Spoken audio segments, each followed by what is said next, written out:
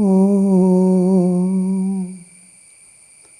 Sthapakaya cha dharmasya sarvadharmasvarupine avatara varishtaya Ramakrishnaya te namaha Yathagnirdahika shaktihi Ramakrishne stitahiya Sarva vidya swarupam tam Sharadam pranamamyaham Namah Shri Yatirajaya Vivekananda Suraye Satchit Sukhasvarupaya Swamine Tapaharine.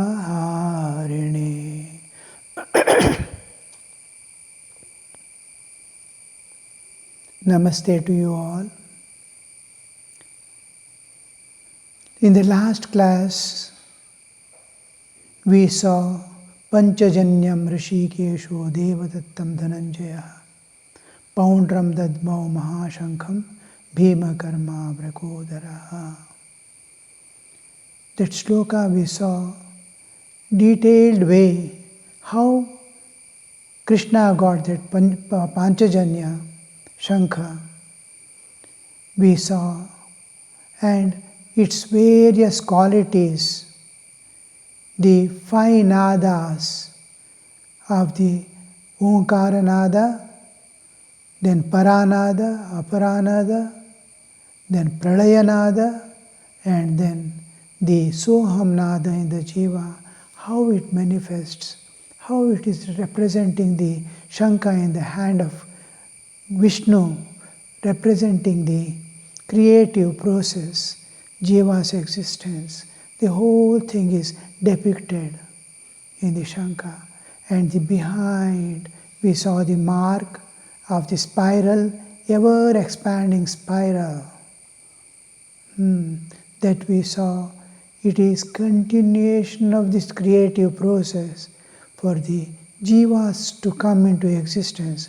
It shows absolute perfection, absolute harmony in the universe, with which, and the proportions, everything is proportional to each other, matching. You look at the human body, eyes, ears, each size as it grows or shrinks down. Small miniature man also, how the huge man, how the fingers are made, each one representing the proportions. And in Padma Purana, when we study this sculpture, carving, how everything is measured in the terms of, now, palm, or this one, everything is measured in the term of the hand length. 2 hand lengths, 1 hand length, the head, the whole thing, 2 hand lengths, sitting, the legs stretching, everything, how proportional. And then eye black portion is taken as standard for eye size, the nails, all this. What a beautiful proportion. Take any size of the, a baby elephant and a big elephant. Look at the proportions, how it grows. The whole universe is set to a particular proportion, maintains that proportion. Whether it is constantly expanding universe in the expanding phase and contracting and collapsing back to the Bindu, which is the Bindu in the Sri Chakra. And again evolves. In the Bindu, all things merge and dissolve in the Absolute. Just like we, every day from our consciousness, from the world, it goes to the Bindu, expands in the universal consciousness, again reflects back. Like the whole universe going on. All that we saw, just taking the Panchajanya into consideration. How beautiful things, these small things must always make us be in tune with the nature always. Only two entities are there apart from our existence, which supports our existence, supports our evolution, supports our life, lives after lives, and reaching back the source, whole thing. Two entities are there. One is nature, one is divine. Being in tune with the nature, nature will guide my steps to God, because the plan of nature is evolution of man. Similarly, being in tune with God, we move towards the realization. How to live in this world? How to attain both path to harmoniously, beautifully live in this world, joyfully throughout, is possible if you are in constant tune with nature. Love all beings, whole thing. If you see a plant on the street, express your love. How it is trying to please you. Whatever you need, the nature has provided. Plants are giving us oxygen, absorbing the carbon dioxide, which no other beings do. All are absorbing carbon dioxide and giving away. How the plants and fruits, the vegetables, all our sustenance come from the plants. Do we ever show a little love for them? That while going. So, as if you are blessing. Yes, live long, help millions. So that understanding, you see, the more you love this nature, your path is so smooth, it moves in a particular raga, a particular rhythm, non-stop. So that we must be, and in being in tune with Divine, God, in any aspect, in any, whatever be your understanding of God, be in tune with it, and it will be revealing itself to you one day. Look here, I am here. Because when God wants to reveal Himself, you will be anyamanaska otherwise. God is ever present, ever ready to give, but a little consciousness outside will divert us. So this is what we saw in our last class. Now we shall go ahead. After this Krishna blows the conch, all others join. Krishnas and Arjuna, they blow together. Nara and Narayana. The whole thing, including Pandavas and Kauravas, whoever could hear, because it was not, we saw in the last class, Panchajanya blowing was not for just like anybody blowing any conch. It is transcendental and it pervades the whole universe. A sage may be sitting in remote cave. He immediately recognizes, Lord is playing this play. So it reaches whole as if some assurance is being given there. And Pandavas, you must see how joyfully they join. When Bhishma blew conch and Krishna blew, what a great difference. Unimaginable dimension. When Bhishma blows the conch, Pandavas were not at all shaken, even a little they were not shaken.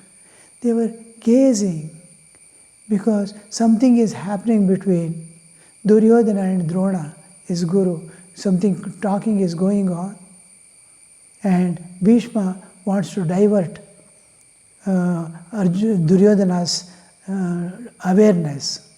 So he blows the conch. Pandavas are observing.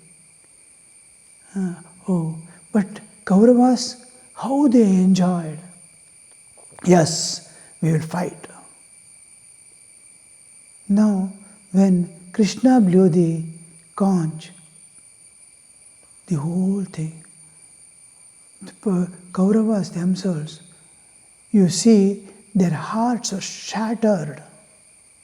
The sound, collective sound of all these, we'll see later on. Sagosho dhartarashtranam hridayani vyadharayat nabascha prithvin chaiva tumulo vyanunayadanayan. So that whole sound, when they all joined Krishna's blowing, how it was. When Bhishma blew, nothing happened to Pandavas.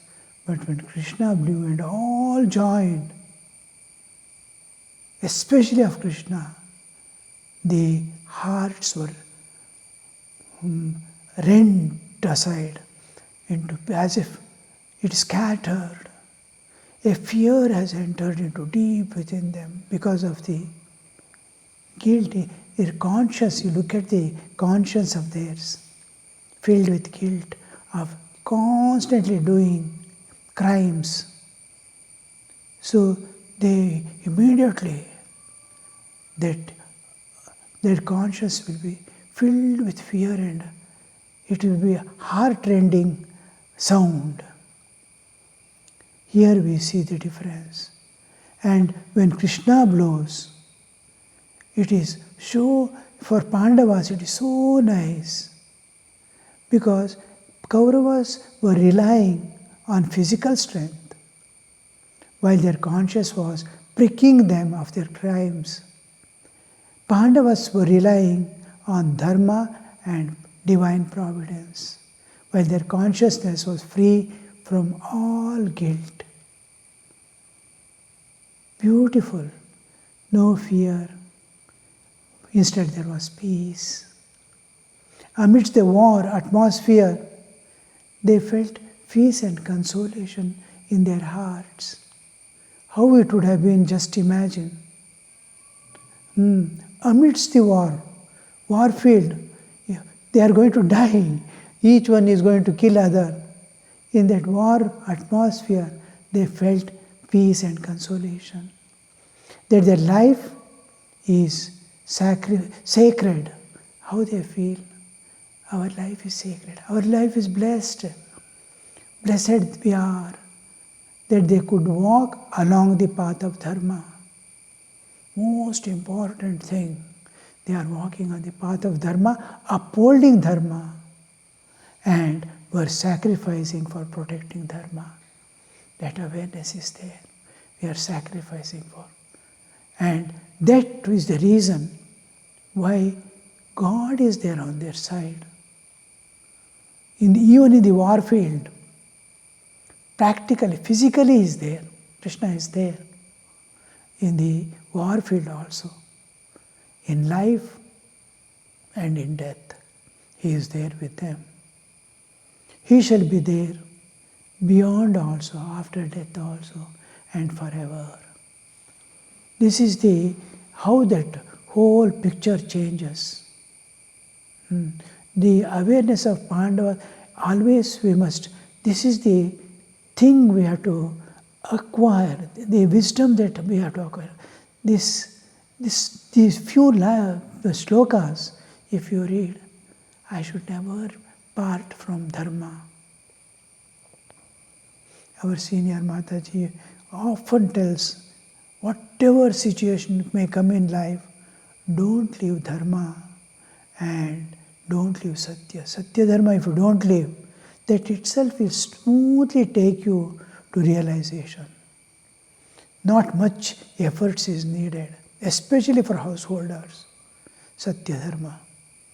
And you have to be attached to that, never to part from dharma. And you see, why Kauravas are inside, deep within them is that fear, anxiety, that you cannot understand what that guilt would create.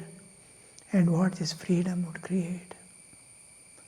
So this is the main important lesson we learn from the last few shlokas from Pandavas appearing and Arjuna's appearing on the stage of Bhagavad Gita. There also you see a clear matching, as if they are the Sanjaya is presenting to the king beautifully to make them understand what it means. What it means by Kaurava, what it means by Pandava. Last he is going to tell, wherever there is Krishna and wherever is the self-effort, there shall be the victory always. So this is what we see. Now we'll go through the few shlokas, important shlokas. That's up to Krishna's blowing we saw. The next, I will chant a few. Om Parthaya Pratibodhitam Bhagavata Narayanena Swayam Vyasena Graditam Purana Munina Madhye Mahabharatam Advaitamritavarshinim Bhagavatim Ashtadashadhyayinim Ambatvamanusandadhami Bhagavati te Bhavadveshini.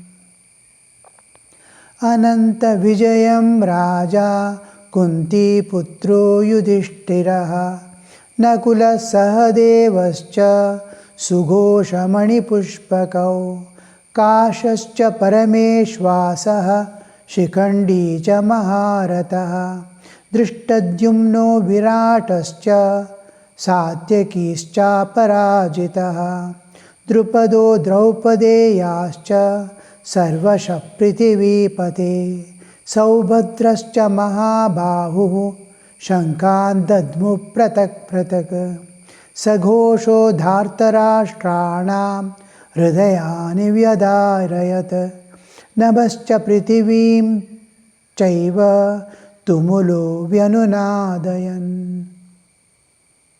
These are the 5 shlokas. We will just go through the Ananta Vijayam Raja Kunti Putro Yudhishthiraha. The Kunti's son, Kunti Putra Yudhishthira, Kunti Putro Yudhishthiraha. Always, many places, the writer, that is Vyasa, gives these references. Always just to remind, not who is he, not physical identity. He belonged to a great parampara where a woman with all courage, with all suppression, and as if she is thrown away into the street with her children, courageously, just for the Lord's, the love of Lord. I bear all things for love of God. That kind of. Now, Yudhishthira is blowing the Shankha. Its name is Ananta Vijayam. Ananta Vijaya is each object, they give the name. Their talwar, they use. The sword, they give a name. The pen they use for writing, they give the name. And it responds because they are like our vehicles. It is power packed, everything. So the Shankha also, because they want to have intimate relationship with all things. The throne of the king, the horses he is going to use, his army, everything is deeply related to his heart. If we don't give a name and endear it, then that doesn't respond to us as I want it. So I'll be as if I am writing some notes, I throw away the note somewhere, sometime I'll be searching for it. It will not help me. In long run, you'll see, I have just, with negligence, I have kept it for use and throw, like. No. Everything has respect. Everything has relationship with me. That expression. Ananta Vijayam Raja, Kunti Putru Yudhishthira. Kunti Putra is Yudhishthira. He is blowing, not ordinary person blowing a conch. It is the Kunti's Putra who has borne all suffering till now. He is blowing. After Krishna, immediately, he is Dharmaraya. He follows Dharma at every step. Nakula Sadevascha Sugosha Manipushpavakau. The Nakula's conch is named Sughosha and Sadeva's Manipushpaka. So they blow their own conchs. Kashascha Parameshvasaha. Kashi Raja, he's a mighty archer. If he takes the Dhanush, very difficult to, these are all the names named now, they are all Maharathas. Almost the highest capability in the warrior field. Maharathas means all these mentioned who are going to blow the conch are all Maharathas in the Pandava side. Kashyascha, the king of Kashi, is once he takes the Dhanush, the bow and arrow, he can destroy as if, and they have certain powers and the weapons which can be used, which belongs not to our realm of existence. They are Divyastra, divine weapons they acquire. So Kasyacha Parameshvasa, Shikandicha Maharatha. All these are Maharathas. They are great warriors. Shikandicha Maharatha, who is going to be the cause for the death of Bhishma, is son of Drupada. We have seen all these earlier. Drishtadyumno Viratascha Satyakischa Aparajitaha. Drishtadyumno, who is the now this time Pandava's side, commander-in-chief, who is going to stand in the front and take up the war. Virata, the king of Virata. Satyaki. Satyaki is one of the, we have seen, Yadav Kulas, one of the great fighters who is going to survive the great war. Then Aparajita is never to be defeated. Drupada, he also blows. Draupadeyascha, Drupada and the 5 children of Draupadi. Draupadeyascha, Sarvasha Prithivipate. Sanjay is addressing the Prithivi, Dhritarashtra. He is explaining to Dhritarashtra. He is addressing, hey Prithivipate. All these people. Now, he is the king. Now, because the Kuru Vamsha was an empire of many, many kingdoms, small kingdoms. So, the emperor is called Prithivipate. He is lord of the Prithivi, like. The lord of the Prithivi. It is addressing, Sanjaya addressing Dhritarashtra. Saubhadrascha Mahabhavu. Subhadra's son, great warrior. Abhimanyu. Saubhadrascha Mahabhavu Shankan Tadmo Pratak Prataka. They all blew different shankas. Sagosho Dhartarashtrana. That sound. Sagosho Dhartarashtrana. Hridayani Vyadayarata. It shattered away the hearts of Kauravas. Dhartarashtrana, the followers and supporters of Dhritarashtra. Now in the war field, whole Kauravas. You see, when the war began, each party, Kauravas and Pandavas, started gathering the warriors. Each country they will go and request, this is the case, please help us, please help us. Many joined Kauravas, many joined Pandavas, many because of the obligation also. Now Pandava's side and Kauravas side, it was because of the great background of the Kuru Vamsha, many joined. Just like Bhishma has joined because of his woe, because of the gratitude to this one. And they were, all these Dhritarashtra, everybody who supported, who is there in the war as warriors, or anyway, in any way they have supported and followed Dhritarashtra, their hearts were broken, their roots were shaken.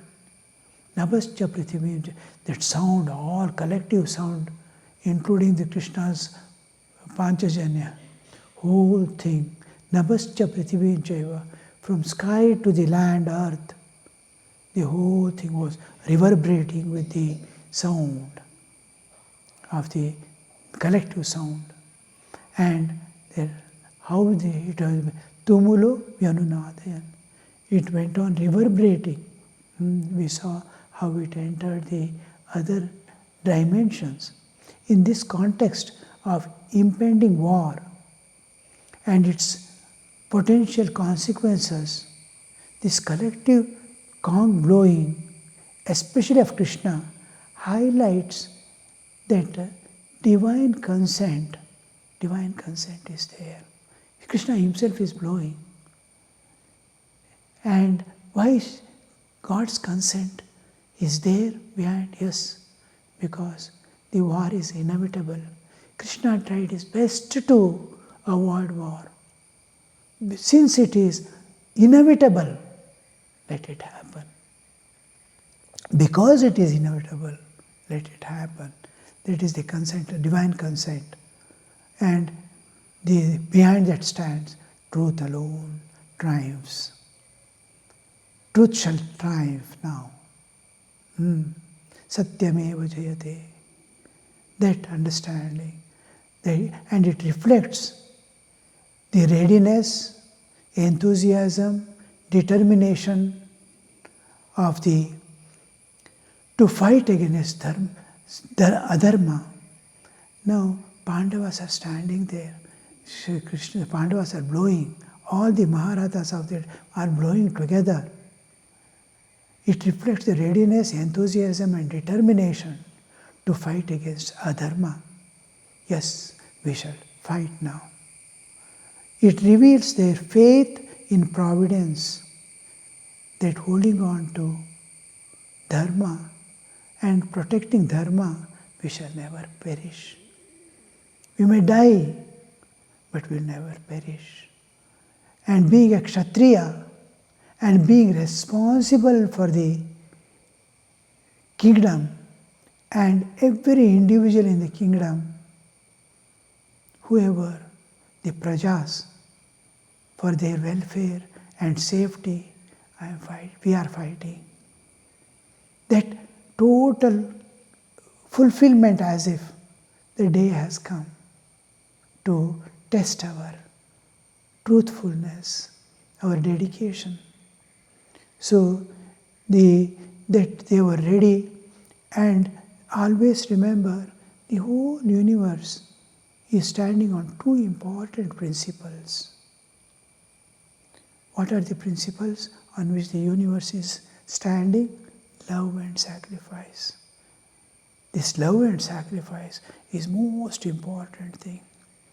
And we have to cultivate this in our life. By the virtue of being a human body, having a human body, being a human on this earth, it is our bounden duty of every individual, not only we, all, every individual on this earth. They must cultivate universal love, serve and sacrifice for the welfare of all beings. and for the future generation to come. Well, this much for the today's class. So this is how the Bhagavad Gita is going now. As we go, see, each has something to contribute to our life. That immediately we have to, just reading and going like Pandits will not help. You have to take out the essence and imbibe it. Not reading and understanding also will not do. You have to imbibe, present it in day-to-day life. It must become your very nature of existence. Okay, we'll end today.